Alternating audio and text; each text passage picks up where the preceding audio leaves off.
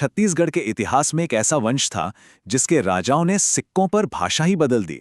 सोच के देखिए, एक तरफ उनके सिक्के शांति और समृद्धि की बात करते थे और दूसरी तरफ उनके शिलालेख युद्ध और जीत का ऐलान करते थे। तो चलिए आज हम इसी शरापुरिया वंश की दिलचस्प कहानी में चलते हैं। हेलो बच्चों, मेगा माइंड एकेडमी में आपका स्वागत है। चलो आज हम कुछ नया, इंटरेस्टिंग और मज़ेदार सीखते हैं। आज हम टाइम ट्रैवल करके जाएंगे छत्तीसगढ़ के शारापुरिया वंश के दौर में। हम उनके पावरफुल राजाओं से मिलेंगे, उनके अनोखे सिक्कों के राज जानेंगे और वो सब कुछ समझेंगे जो आपके एग्जाम्स के लिए सुपर इंपॉर्टेंट है। तैयार हैं? तो शुरुआत करते हैं सेक्शन 1 से। हर कहानी की एक शुरुआत होती है ना? तो आखिर ये शराबुपुरिया वंश था क्या? ये लोग कौन थे, कहाँ से आए और इनकी पहचान क्या थी? चलिए पर्दा उठाते हैं इनकी आइडेंटिटी से। ये जो टेबल आप देख रहे हैं ना, ये इस पूरे वंश की समरी है, एक क्विक स्नैपशॉट। संस्थापक यानी फाउंडर थे सारोभाज, उनकी कैपिटल थी सारबपुरा। इनका एक और नाम भी था, अमार्य कुल। ये क्या है, इसके बारे में हम आगे बात करेंगे।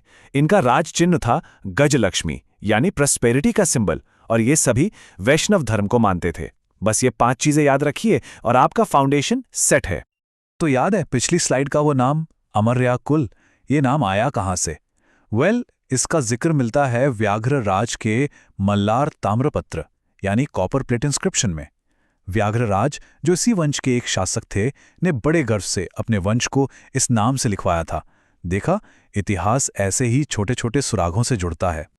अब चलिए कहानी को उस इंसान से शुरू करते हैं जिसने इस वंश की नींव रखी, राजा सर्भराज।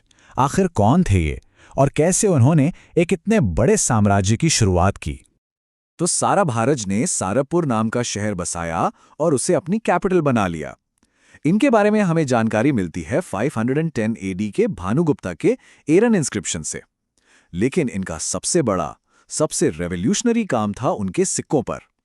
उनसे पहले सभी लोग प्राकृत लैंग्वेज का इस्तेमाल करते थे, लेकिन साराभारज वो पहले राजा थे जिन्होंने सिक्कों पर संस्कृत को जगह दी। ये सिर्फ एक भाषा का बदलाव नहीं था बच्चों, ये एक कल्चरल स्टेटमेंट था। एक मजबूत नींव के बाद इस वंश में एक से बढ़कर एक पावरफुल शासक आए, और उनमें से ही एक थे राजा नरेंद्र। और हाँ, उनके बारे में एक इंपॉर्टेंट फैक्ट याद रखने की मेरे पास एक सुपर ट्रिक है। एग्जाम्स में नाम और साल याद रखना थोड़ा मुश्किल हो जाता है ना? तो चिंता मत कीजिए। राजा नरेंद्र के 2 सबसे इंपॉर्टेंट कॉपर प्लेट्स को याद रखने की एक सुपर सिंपल ट्रिक है। बस ये एक शब्द याद रखिए, पीकू। जी हाँ, पीकू। चलिए देखते हैं ये काम कैसे करती है। देखा, कितना आसान है। पीआई से याद रखिए पिपरदुला ताम्रपत्र, जो उन्होंने अपने शासन के 3रे साल में जारी किया था, और केयू से कुरु ताम्रपत्र, जो उन्होंने 24वें साल में जारी किया। अब पिकू से आपको दोनों प्लेट्स के नाम और ये भी याद रहेगा कि उन्होंने काफी लंबा शासन किया था। अब ये देखिए, ये पॉइंट तो बहुत ही इंटरेस्टिंग है। राजा नरेंद्र की स्ट्रैटेजी देखिए। अपने सिक्कों पर जो आम लोगों के हाथ में जाते थे, उन्होंने गजभिषिक्ता लक्ष्मी लिखवाया, जिसका मतलब है शांति और समृद्धि। लेकिन अपने ऑफिशियल ताम्रपत्रों पर उन्होंने लिखवाया खड्गाधरा जीता भुवी, यानी तलवार की धार पर दुनिया जीतने वाला। एक ही राजा, 2 अलग अलग मैसेज, एक प्रजा के लिए, एक दुश्मनों के लिए। कमाल का बैलेंस है ना? हर डायनेस्टी में एक ऐसा राजा होता है जिसे सबसे शक्तिशाली माना जाता है, और इस वंश के वो अजीम शासक थे प्रसन्नमत्रा। इनका नाम बिल्कुल मत भूलिएगा। और उनकी पावर का सबूत, सोने के सिक्के। प्रसन्नमात्र इस वंश के अकेले, जी हां, अकेले ऐसे राजा थे जिन्होंने सोने के सिक्के चलवाए। और 1-2 नहीं, अब तक उनके 116 से भी ज्यादा सोने के सिक्के मिल चुके हैं।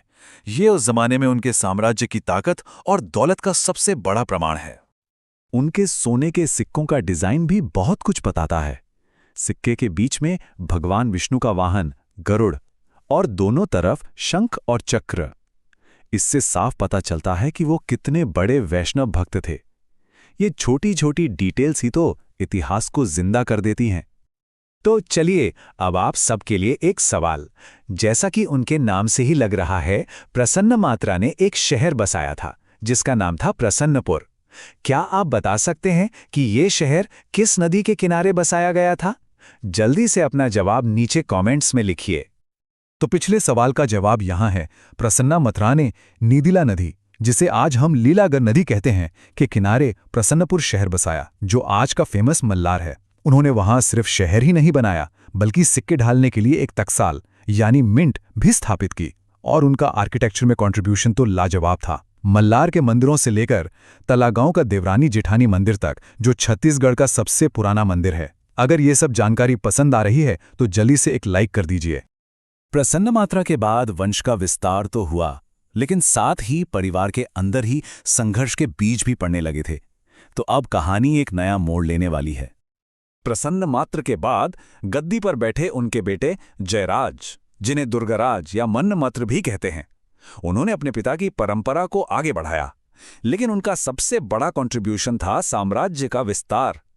वो पहले राजा थे जिन्होंने अपने राज्य को मल्लार से पश्चिम की तरफ फैलाया। अब यहां से कहानी थोड़ी कॉम्प्लिकेटेड और बिल्कुल फिल्म जैसी हो जाती है। सुदेवराज राजा बने। उन्होंने अपने भाई व्याघ्रराज को मल्लार की जिम्मेदारी दी। तभी भीमसेन द्वितीय नाम के एक बाहरी राजा ने हमला कर दिया।